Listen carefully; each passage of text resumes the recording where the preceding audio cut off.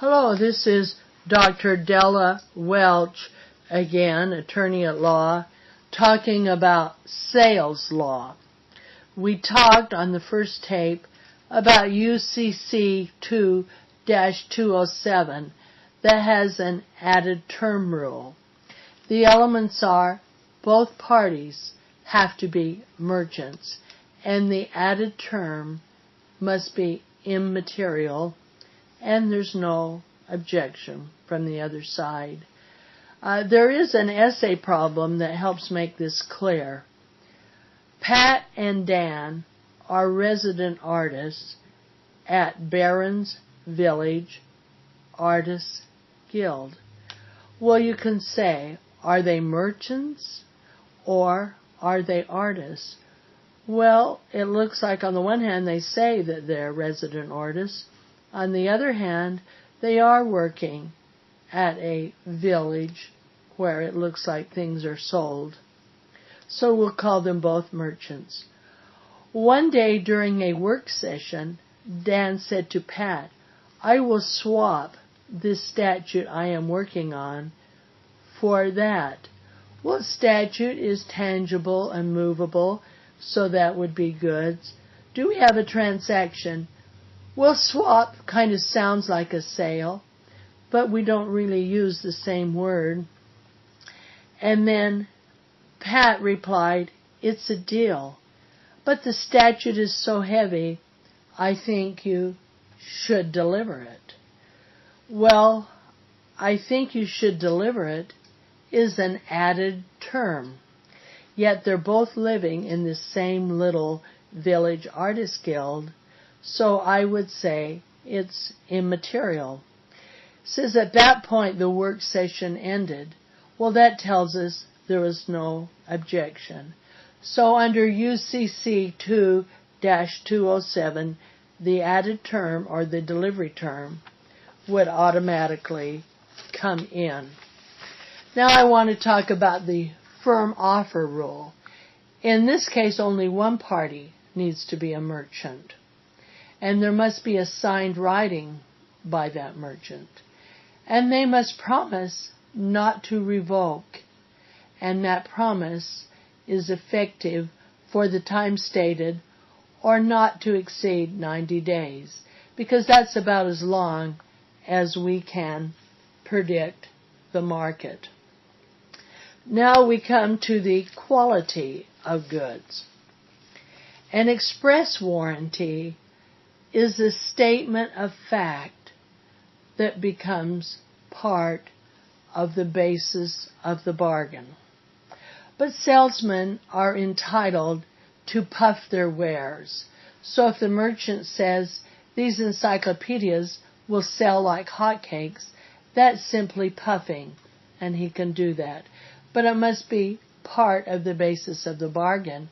If he says after you've agreed to buy the encyclopedias that something specific and it turns out not to be true, then it would not be express warranty. One rule of law, you may never disclaim an express warranty. It's like baseball. The first strike is there an express warranty? The second strike is an implied warranty of merchantability, that the goods are fit for the ordinary purpose and will pass without objection in the trade.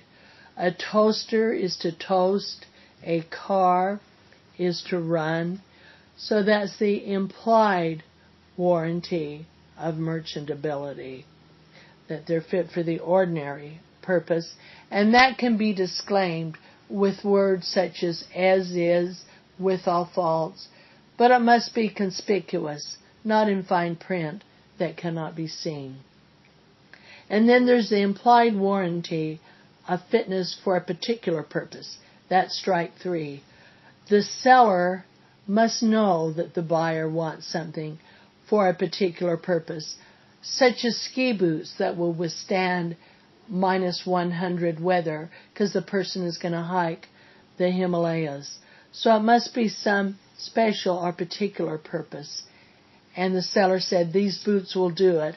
And the buyer relies on the seller's skill.